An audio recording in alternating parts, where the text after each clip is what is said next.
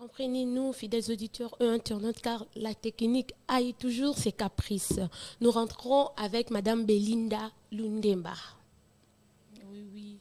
J'étais en train de dire que la femme au milieu professionnel doit porter aussi le bonheur. Ok. Le bonheur, il doit assurer le bonheur dans son milieu professionnel, dans son bureau.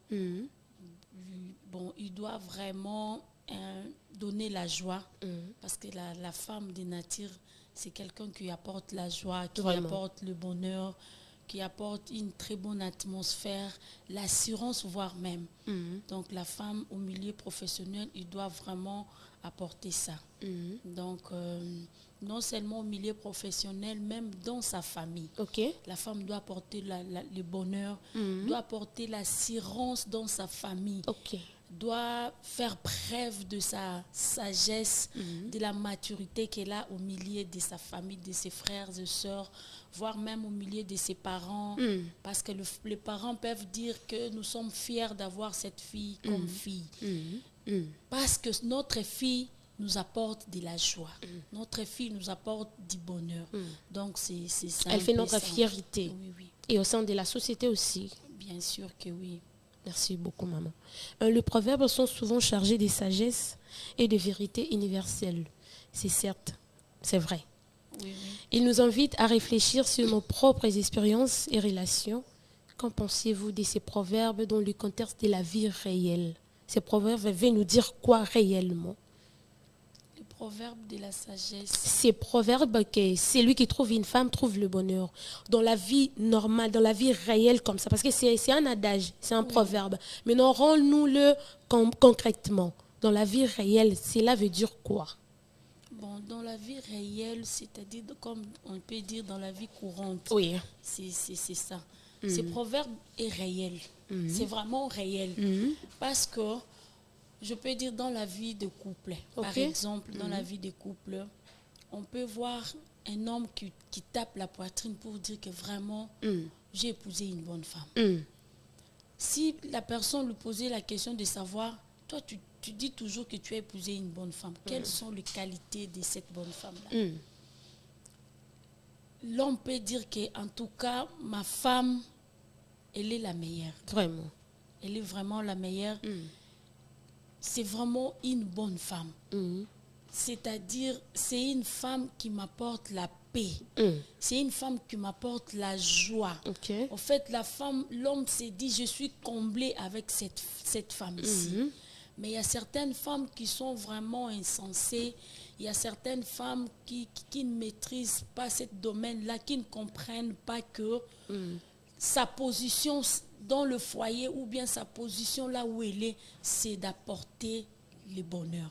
Et que le Seigneur est vraiment dans la joie quand il voit la femme dans l'endroit où elle est, elle porte le bonheur. Vraiment. Donc, c'est ça. Ce n'est pas une utopie ou bien ce n'est pas des imaginations, mais ce sont des choses vraies. Le femme a le bonheur en elle. Vraiment. Maintenant, c'est à la femme de comprendre comment transmettre ces bonheurs-là, comment assurer le bonheur-là qu'elle a en elle. Donc, c'est un peu ça. Maintenant aussi, il y a des femmes, quand vous venez de les dire, que Dieu a déjà mis dans la femme le bonheur. Mais il y a de ces femmes qui sont ignorantes. Ils ne savent pas. Est-ce que moi, comme je suis là, je suis porte-bonheur? Je ne sais pas quoi dire. Comment ces femmes pareilles peuvent se découvrir d'eux-mêmes que moi aussi, j'en fais partie des femmes qui sont de porte-bonheur? Bon, pour comprendre que tu es une femme qui porte bonheur, d'abord, c'est par rapport à ton intimité avec le Seigneur. Parce que c'est le Seigneur qui a mis ces bonheurs-là en nous. Vraiment. À la femme. Donc, la femme doit beaucoup travailler ce domaine-là dans la prière. La femme doit se découvrir dans la prière pour apporter, pour assurer ce bonheur-là. Pour comprendre effectivement que je suis là pour apporter le bonheur. Je suis là pour apporter la joie. Je suis là pour apporter la paix. Vraiment, la femme, c'est vraiment un processus.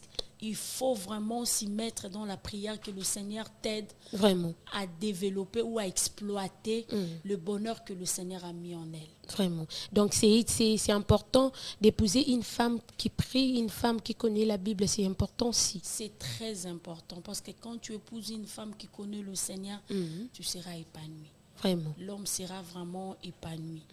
Parce que si la femme ne prie pas, le couple, c'est vraiment... sera déstabilisé, déséquilibré. Compliqué un peu parce qu'il y aura des cadences, il y aura des incompréhensions et tout. Et puis le couple ne sera pas vraiment stable. Ne sera pas vraiment stable. Alors il est bon que l'homme cherche une femme qui prie. Vraiment.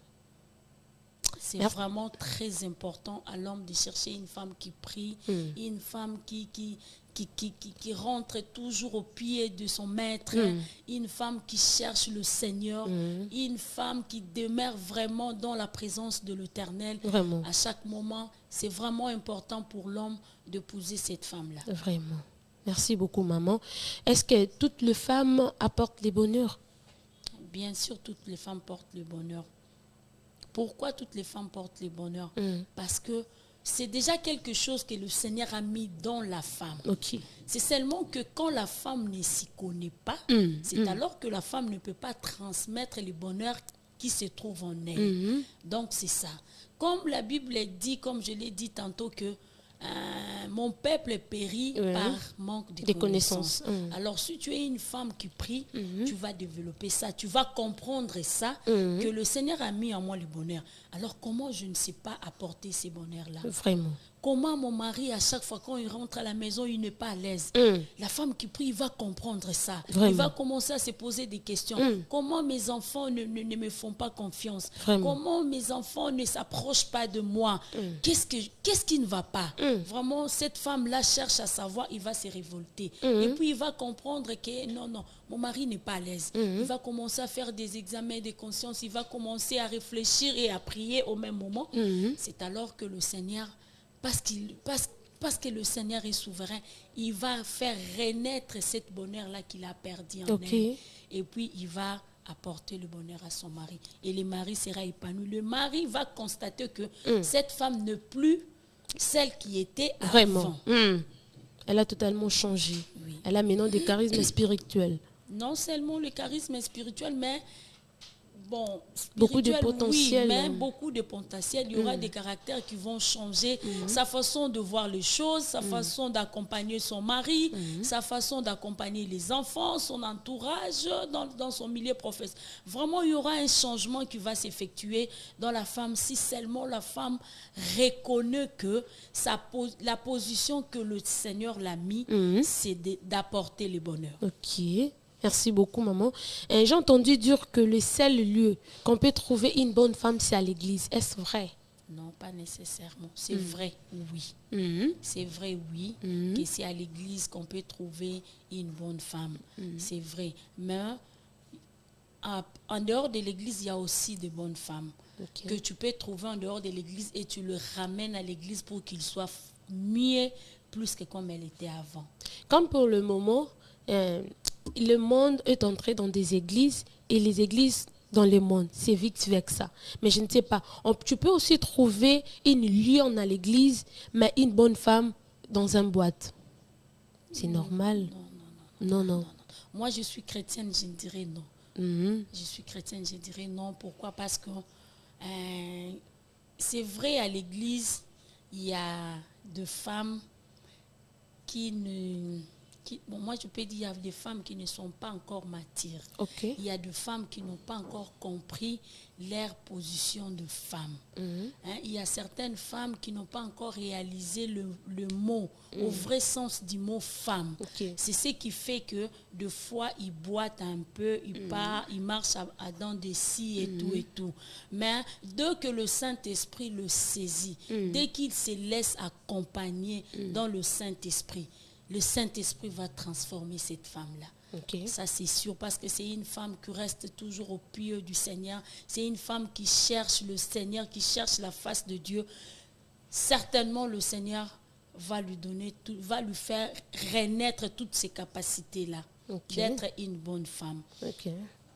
Qu'à cela les tienne, les femmes qui se trouvent dans le boîte de nuit, oui.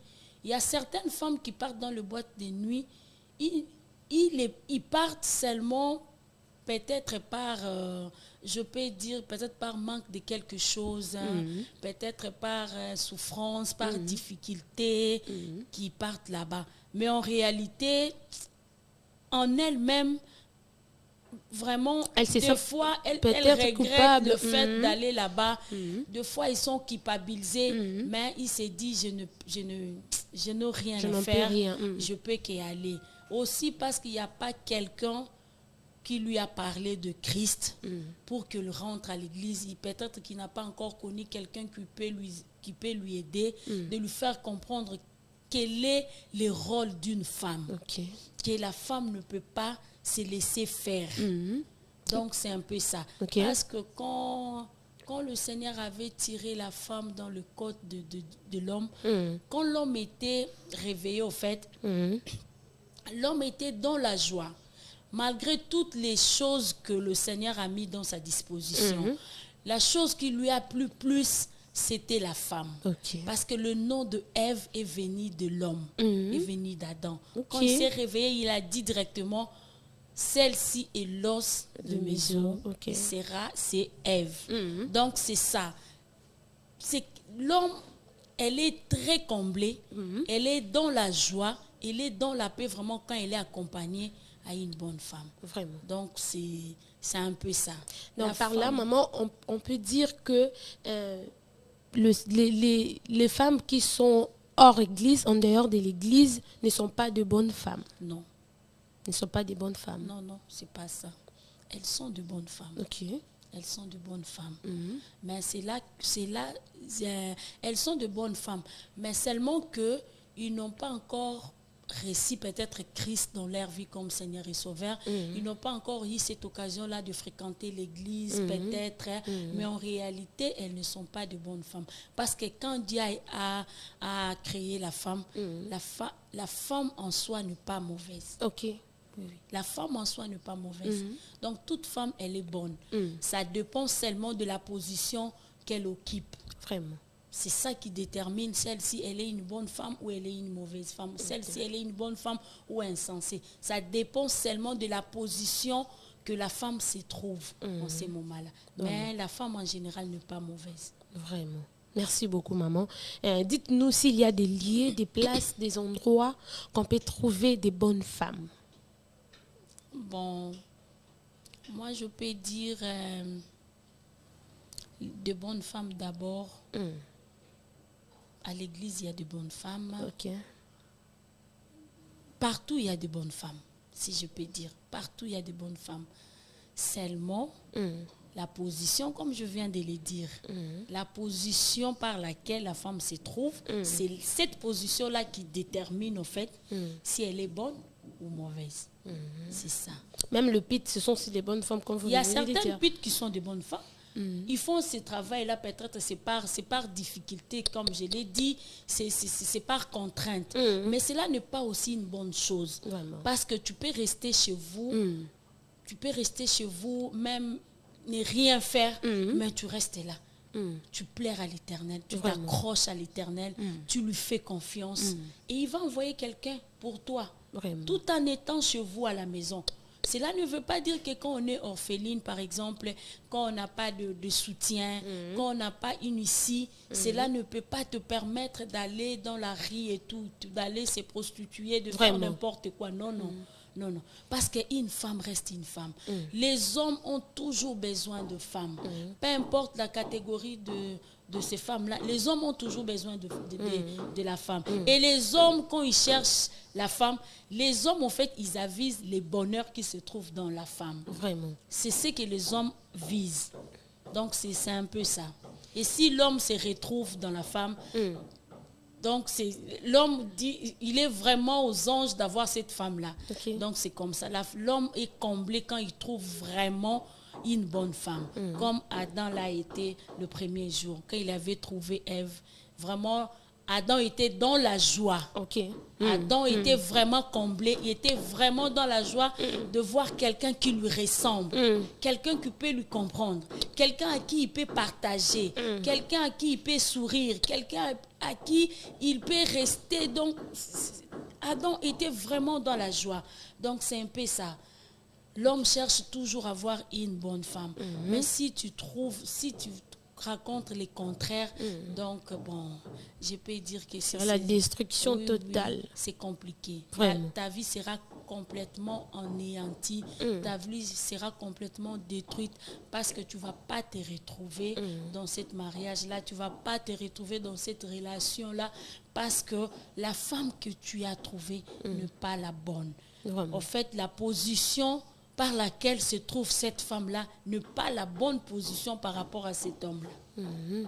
Maman, quel message vraiment vous pouvez vous adresser à des gens-là, quand vous venez de citer, les filles qui triambulent, qui font quoi que ce soit, ils ne se découvrent pas que je suis une porte-bonheur, je dois laisser ce travail, chercher Dieu et tout.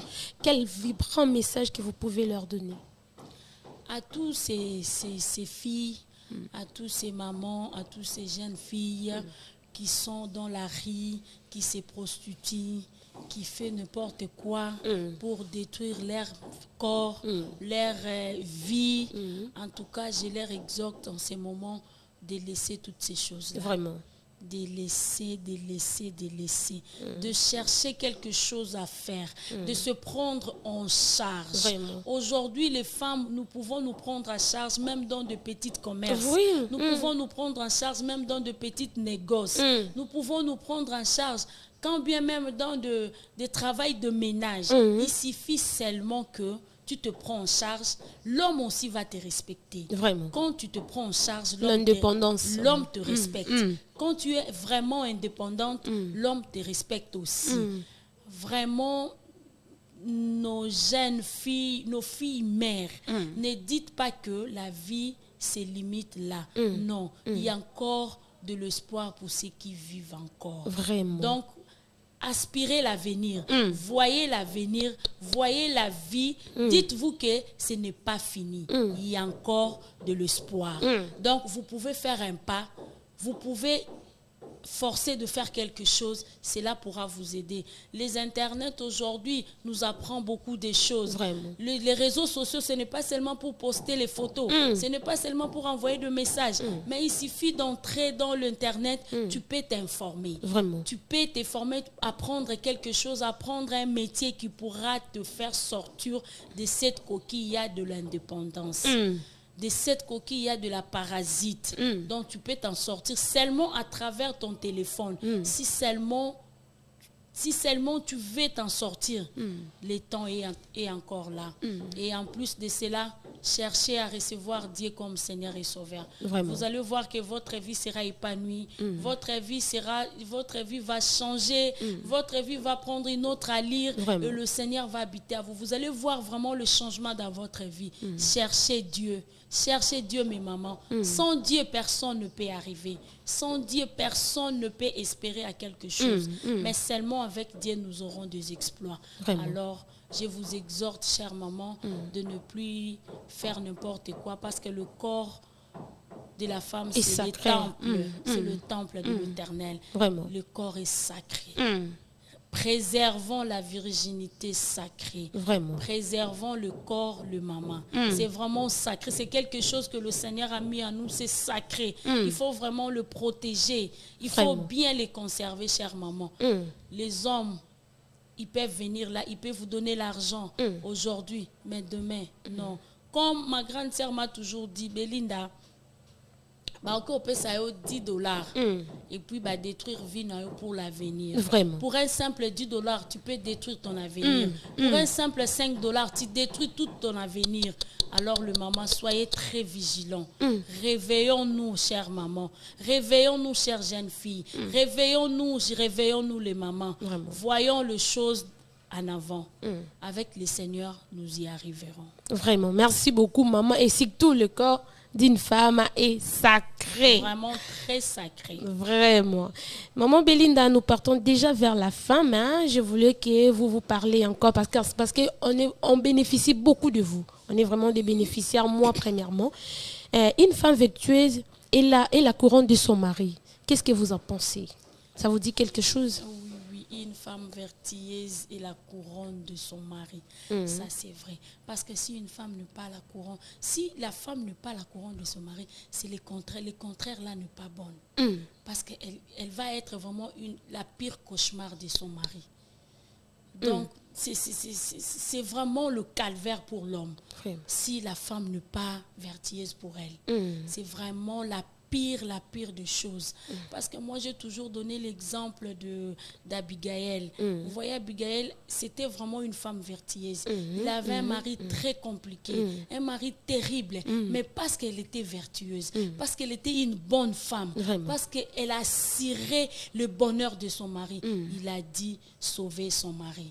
Donc, elle a fait preuve de cette vertu-là que le Seigneur lui a donnée. Donc, c'est un peu ça.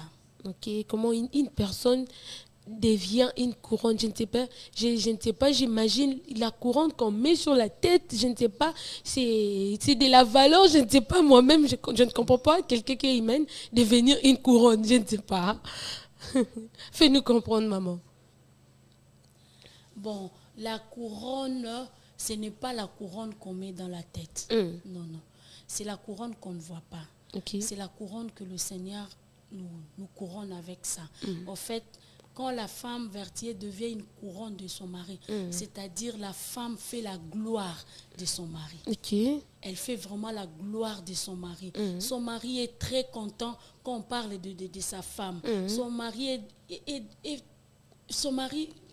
bon, comment je peux dire, son mari est très content, son mari est très heureux d'avoir que sa femme, elle fait sa fierté. Sa femme, elle fait son bonheur, en fait. C'est ça la couronne. Ce n'est pas la couronne physique. Ce n'est pas la couronne que les gens portent, comment, je ne sais. Mais c'est la couronne de gloire. Okay. C'est cette couronne-là que la femme vertueuse porte pour son mari. Vraiment? Parce qu'elle est digne d'être la femme de cet homme-là. Elle est digne d'être une femme, au vrai sens du mot femme. Vraiment. C'est ça la couronne que la femme porte. Vraiment. Merci beaucoup, maman. Qu'est-ce que nous pouvons retenir de ces proverbes, Madame Belinda? Par rapport à ces proverbes, celui qui trouve une femme trouve le bonheur. Nous pouvons retenir que le femme porte le bonheur. Okay. Le contraire du bonheur, c'est le malheur, l'enfer, être insensé. Donc, c'est ça. Alors, chères femmes, nous devons comprendre dans cette proverbe que nous sommes là uniquement pour porter les bonheurs. Travaillons cet aspect dans la prière. Prions à ce que chaque jour, que nous puissions porter que du bonheur à ce qui nous entoure, par rapport à nos enfants, par rapport à notre société, par rapport à notre pays, par rapport à nos églises. En fait, c'est partout.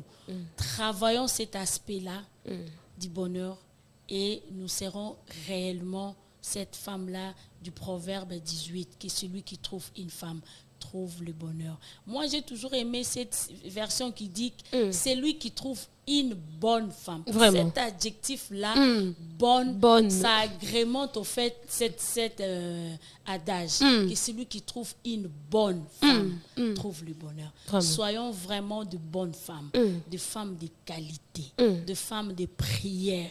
Vraiment, si je peux comprendre cet adage, c'est dans ce sens-là que je le comprends. Merci beaucoup. C'était Madame Belinda Lundemba. C'est avec elle qu'on a eu à discuter sur cette thématique qui dit c'est lui qui trouve une femme. Je vais arranger. C'est lui qui trouve une bonne femme, trouve le bonheur. C'était ça. Nous allons nous retrouver très prochainement, le mercredi prochain, pour un autre numéro. Je vous aime bien. Bye.